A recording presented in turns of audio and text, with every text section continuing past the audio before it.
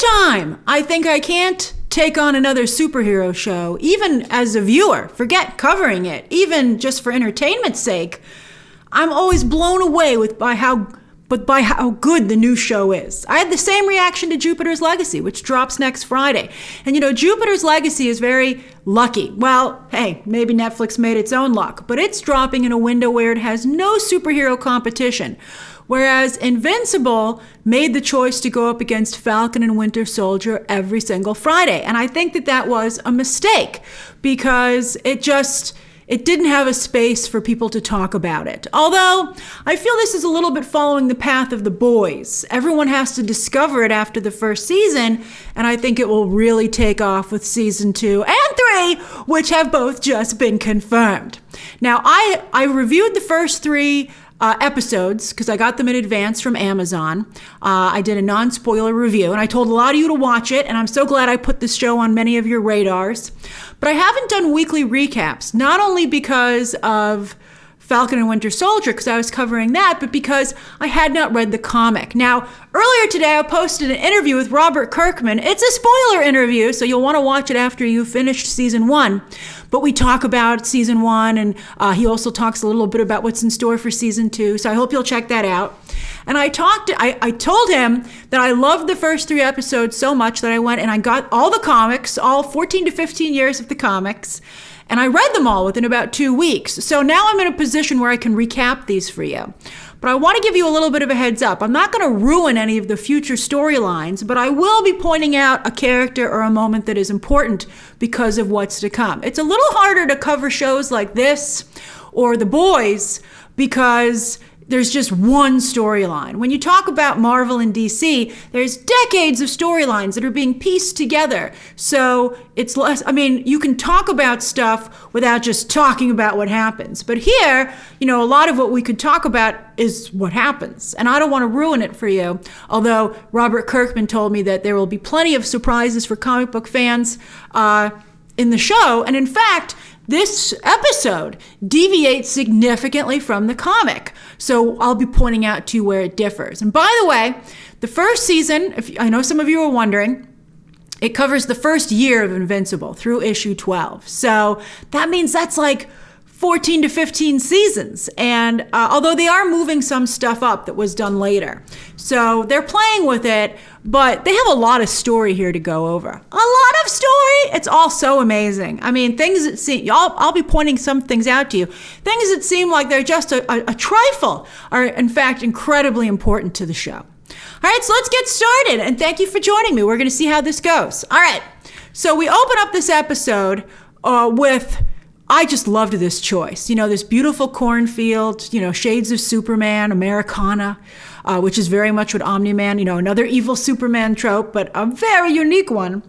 And it rains blood because the Immortal comes crashing down, ripped in half. The Immortal. Great character. I think they briefly established in the last episode that he's Abraham Lincoln. Basically, I think more could be made of that. I think that's a funny, clever idea. He doesn't look very much like Abraham Lincoln. He's much more muscular. I wish he would have that build, but I always thought that was a fun thing that they didn't explore actually very much in the comic, and maybe they will in the series. So anyway, he's killed the Immortal yet again. He's like, I've killed you twice. Stay down. So this conversation continues, and I really love. And so Mark finally sees his father do this. And I loved the choice here, the creative choice. When the Immortal was fighting him, he thumbed him in the eyes. He thumbed Nolan in the eyes, which gives Nolan this really great bloodshot look for these sequences, which makes him seem more evil. That was not in the comic. That's unique to the show. So Mark at first is convinced that someone must be controlling his father. And his father's like, no, I've never been so in control of myself. So we get the real history of Viltrum. Now, so they cleanse the planet, and it's an important shot here because these are actually very important Viltrumites, which you will be getting to meet as the show progresses, particularly the one in the middle. That guy is literally a big one. You can see he's quite large, and he's going to factor in very strongly into the story. And then Nolan informs Mark that the Viltrumites are an invading force. And, I wish they had shown their mustaches in that shot. I like that they all have mustaches. Now, this is great. Now, these are Alan's people who we know were eradicated by the Viltrumites, but this is a great call out to the comic. You can see that thing coming out of that alien's mouth. Those are the snacks they like to eat. The snacks hate to be eaten. They scream, but they're like, Alan M&Ms, basically. So I thought that was fun that they put that in there. You would only get that gag if you read the comic. So I thought that was cute. And then that shot's directly from the comic. That they recreated that quite nicely. And there's Nolan being like, give me my marching orders, man. He's a little older, although that's thousands of years for him. He now has Reed Richards sideburns. And he gets his assignment for Earth, and he's like, oh, evil smile. But then he has the most adorable child. And Debbie, really, we'll be talking about Debbie during this breakdown. I love what they've done with the character. Thank goodness Sandra Oh was playing her, because I think that it's really elevated her. I'm very excited about what's happening. But, Mark it's like he just can't believe it. And it's an interesting, this conversation is like an interesting idea of like nature versus nurture, right? Nolan assumes because he's a Viltrumite, he'll be like, yeah, that sounds great, Dad. But, Mark really, relates. His mother did a good job, basically. Debbie did a good job as a parent.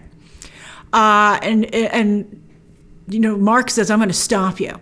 And I love that they really show how strong Omni Man is. And you would think, Mark is his son, and you'll see in the comic, Mark does learn ways to become stronger. And I thought that was one of the cooler things about the comic, that even superheroes need to exercise. I thought that was great. Although we did see that a little bit in The Incredibles.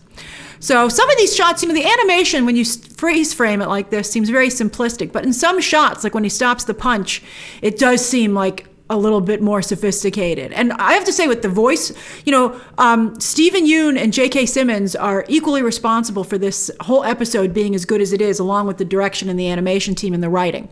But it, they really works. Look at that cape action. Woo, I love it. Swerve. So Cecil, I think Walton Goggins, by the way, is a brilliant casting choice as the voice of Cecil. Sometimes I'm like, I want to see this live action, but it would be too expensive to do in live action. So I don't know if we'll ever get that. And so I like that Debbie is here, and, she hears that line where he's like, what about Mom? Didn't you love Mom? And he says that line that I think, everybody really reacted to online, but of course I read it in the comics first. He says, your mother's more like a pet to me. That's so bad. So bad. You don't have sex and kids with your pet. Good thing that the Graysons don't have a pet. I'd be like, what have you been doing with the family pet, Dad? But I liked the fact that Debbie didn't, because in the comic, Debbie just can't handle all this, and she goes into a crying and booze coma, and she just is a mess. But here, Debbie's wits are about her, and she's like, they're gonna kill each other, Cecil. She sees the bottom line. So I liked that. I thought that was an important change.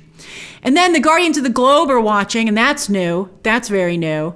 And they brought up, Rudy, there was development, the reveal of the robot being Rudy. I wish they'd kept Zachary Quinto's voice for Rudy. That's incredibly important. But they moved that up. That happened later in the comics. So that's an example of things being condensed a little bit. I also think it really shows the maturity of the creators here, that in the comic, Adam, Eve, and Rex-Splode never made up after they broke up. So they have more maturity here as characters, that they're getting along. And then, this great gag where they always have Invincible worked into the script, and they cut to the title card, and it's the bloodiest it's ever been. You really pay attention to Rudy. Rudy and Monster Girl are actually incredibly important characters. All right, so Cecil sends some poor fighter pilots to their death. Look at this animation on Nolan's face. So twisted. So they're fighting, and he's like, hold on a second. So I love that this explosion, it barely singes him, right? And he takes out that plane. Now, this is new. In the comic, when Nolan and Mark decide to square off, they go right to being thrown through the building in downtown. Here it's Chicago. I'm not sure if it's Chicago in the comics, but they go right to that. So this is all new. So they take out this fighter. It's going forward, redemption is a big storyline for Omni Man, and I don't know how they're going to be able to do it after this. I think they do some things that you can see them setting it up at the end of the episode, which we'll go over. But this poor guy, he's like, he uses up all his 9 lives, right? So he's still okay, but his chute won't deploy. But Mark's like, oh, and then it does deploy right in Mark's face. But he catches him and he gets him out right in the nick of time. And he's like, you saved me. And then Omni Man's like, did he? And I thought this was incredible. I thought that, because this shocked me because it's not in the comic. So Mark's like, you almost killed him, Dad. And he's like, oh, let me rectify that. And that was incredible. That he just showed not only how Nolan's trying to show how meaningless not only humanity is, but Mark's efforts. Right in his face, too. Like, wow. And then he's like, where's that other one? And it's this poor person. And he goes after that person. And, I think actually Mark saved that person. By the way, in the comics, it was not known for sure that Mark was a good guy, so they fixed that here. So Nolan's like, then we do through the buildings. Now this was incredible. And I want to point out that this is an interesting hybrid of real, the buildings in the foreground. I didn't notice this when I was watching it, but those almost look real. That's like CGI animation versus the 2D in the rest of the show. So Mark gets thrown through these buildings. He goes down the street and look at the destruction. You just see that everyone's instantly dead. It's incredible. Right through that car, and in other animation, everybody somehow finds a way to be okay. But no, it's just instant death. And Mark finally stops himself and he looks up at what he's done, and it's just a disaster. Look at that. That's just incredible. Really a lot of gut punches here. And then this is new.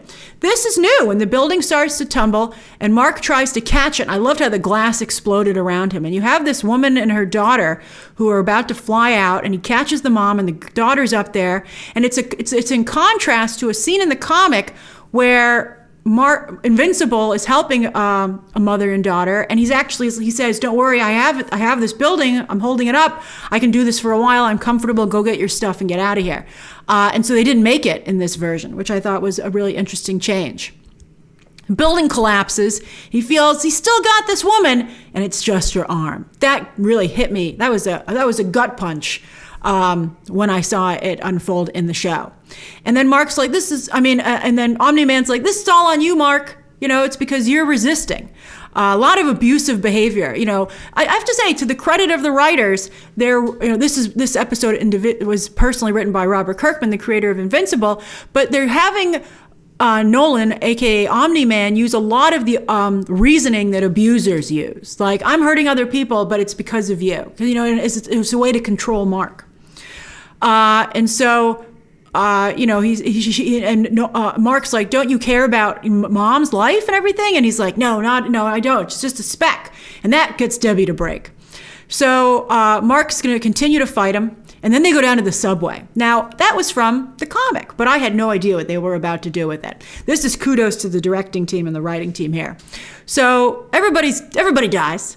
Then, instead of just taking out the train, it's like, this is like the superhero version I'm gonna make you watch. And he uses Mark's head to go through the subway, giving an incredible POV shot. I mean, this is a gutsy thing for the show to do. And they had so many great angles of how it was happening. And, Mark and Nolan are fine as all these people are just killed around them. It's just incredible. It is to try and show that these people, it's good. It's a good comparison now that I think about it. You see Nolan's perspective where these people are just blood bags, basically. But then they also will go around showing Mark's perspective of these people trying to reach out to each other, and that they have lives, they have connections. They might be short to Omni Man and the Viltrumite perspective, but that doesn't mean they don't matter. So think about that next time you think about a fly or a bug. All right, so then Mark just won't give up. He just won't give up. So Nolan's like, okay, I love this shot, by the way. This was incredible. This was like a great piece of animation. It took me a while to get this freeze frame, but I just think that there are moments like this where above and beyond from the animation team. So the Guardians of the Globe are watching, and they're like, we got to go help. But then we cut to the cruise ship. And look, it's a whole ocean. But of course, Omni Man chooses to go through the cruise ship. You're like, what? That's incredible. So then he comes back out, and he does the avalanche, which is from the comic. So he takes out this whole town. Mark's in the avalanche. He pulls him up and he's like, have you had enough? And apparently the lesson is still not over. He's trying to give him a Viltrumite education. So this is an amazing perspective right here. I thought this was incredible, the way they showed Omni Man standing over his son. And, you know, the animation, like they didn't have to have like these amazing poses for Omni Man. Like when he's like, I could always make another kid. That was just an incredible thing to say to his son. And then, you know, he's just beating the crap out of him. And then while he does, he has this flashback, which is also new, not from the comic. And he looks, you know, he remembers Debbie, and Debbie telling him, you know, he's like, he doesn't want to watch. He's like, to him, this little league game is ridiculous. And a lot of parents feel that way, even non-Viltrumite ones. And I don't know how I felt about this flashback. I thought it was good. I thought it talked a little bit about humanity. But I don't know. Part of me was like, if Mark hadn't gotten the hit, if he had struck out, would this have still gone the same way in terms of how Omni Man felt about it? But his son does get the hit. And, you know, Debbie points out that you live through your kids vicariously, that they remind you of what life is all about. I think that's a somewhat fatalistic view of being an adult, but we'll go with it. Whatever snaps Omni Man out of this. So he's so happy for his son, and they have this great memory, and then this is what it's become. Oh, it's so bad. And it snaps him out of it, and then he goes right back into abuser mode, because he's like, look what you made me do. Why did you make me do this? Like, it's your fault. Again, it's your fault. And I love, again, this animation, like when he points to himself. He's like, think. These people are specks to you. It's nothing in the span of your life. But then why so sad, Omni Man, if it means nothing? But it does. And he asks this really important question. He says, what will you have in 500 years? And his son answers, I'll have you, Dad. And that was incredible. And keep that in mind. That's an incredibly important line over the span of the show. And that really gets to his dad, and he takes off. I love that blood that's left behind him. And this was really cool. This was also added. When he flies through the atmosphere, it's a little bit of a shower. It burns off all the muck. It's like he's reborn. He leaves that all behind him, and he flies off, and he's crying. And I think that was one thing I didn't like about the animated version of this story, because in the comic, it was much easier to tell that that's what was happening. But here, you can't really see it. You see, I bet a lot of people wondered what that was, but he's crying. He's crying as he flies off into space. So Cecil's paramedics come to get Mark, and I like that Debbie is there. She wasn't there in the comic.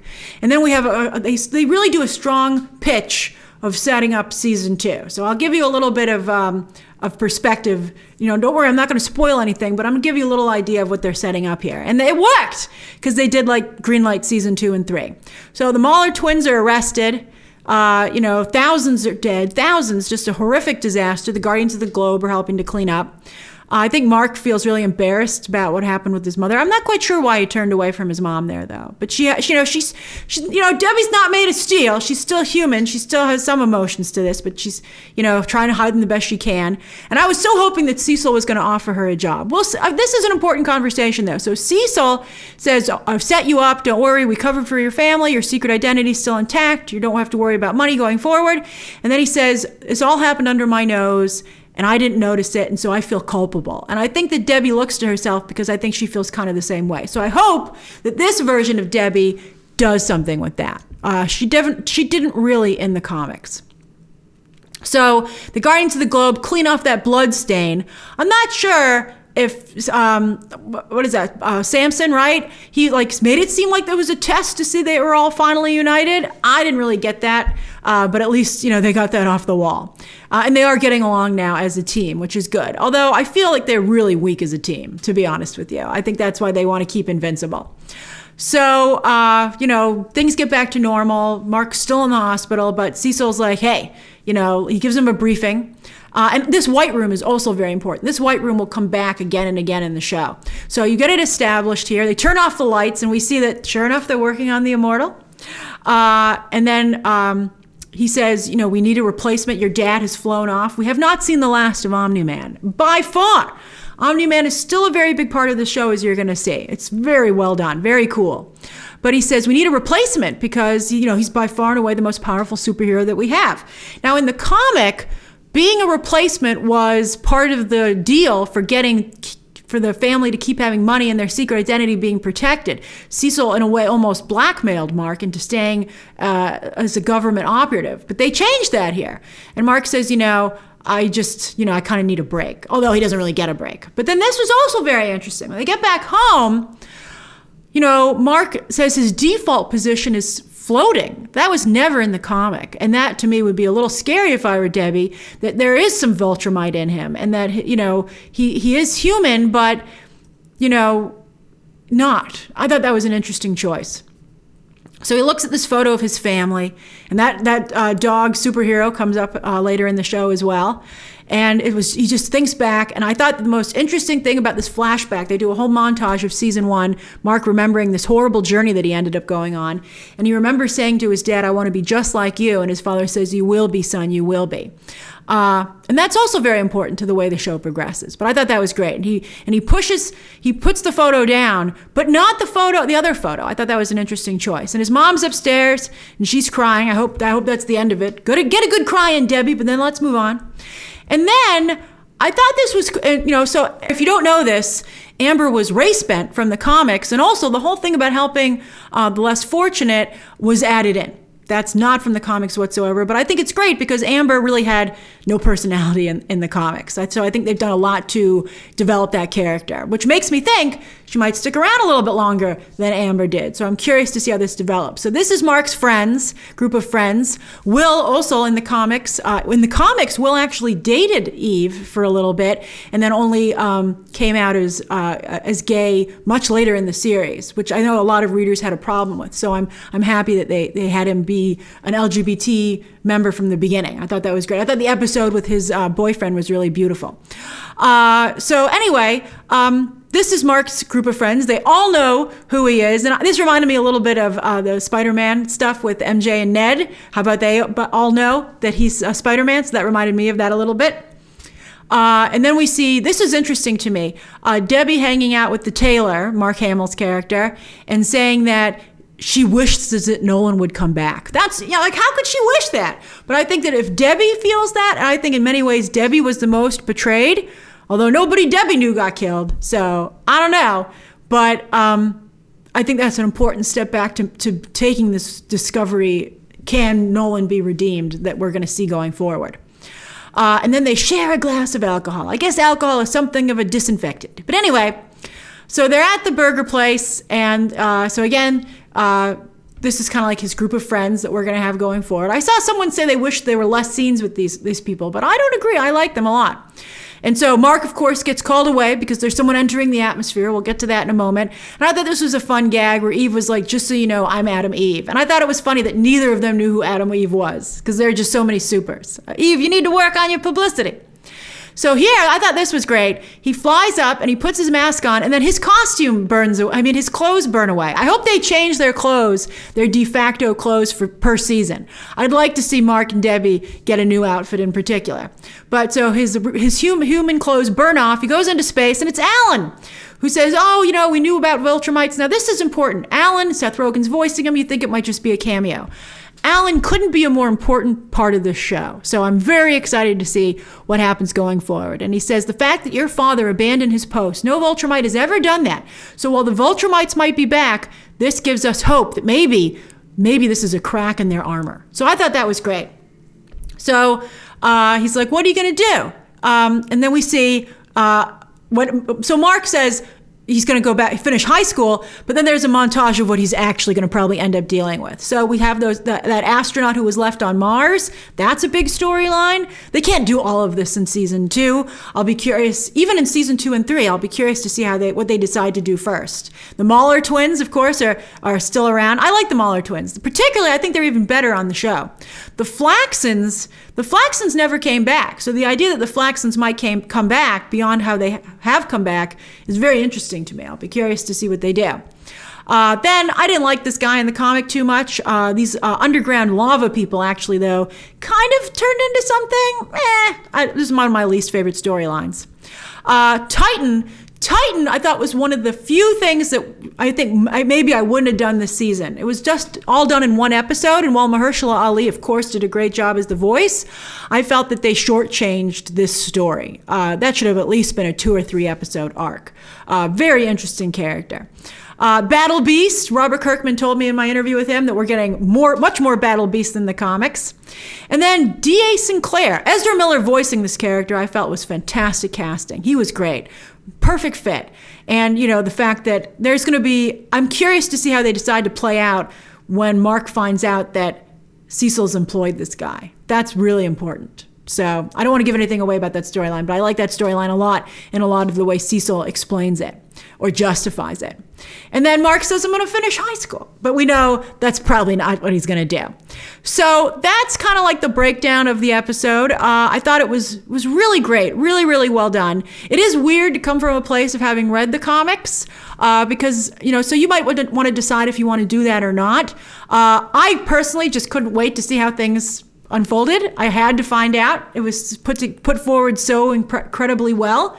But that does put you in a place, instead of discovering the show, it puts you in a place of comparing the show to the comic, which is interesting. I feel it's probably a similar situation for The Boys, which is weird to see how these shows are adapted, how it's different than adapting Marvel and DC storylines. So what did you think? Share your thoughts down below. What did you think of going over this? I'd love to hear. This is a spoiler breakdown, so share away. If you're talking about something from the comics, though, please do mark it as a comic spoiler. Subscribe today, and of course, as always, you can check out some more videos right now.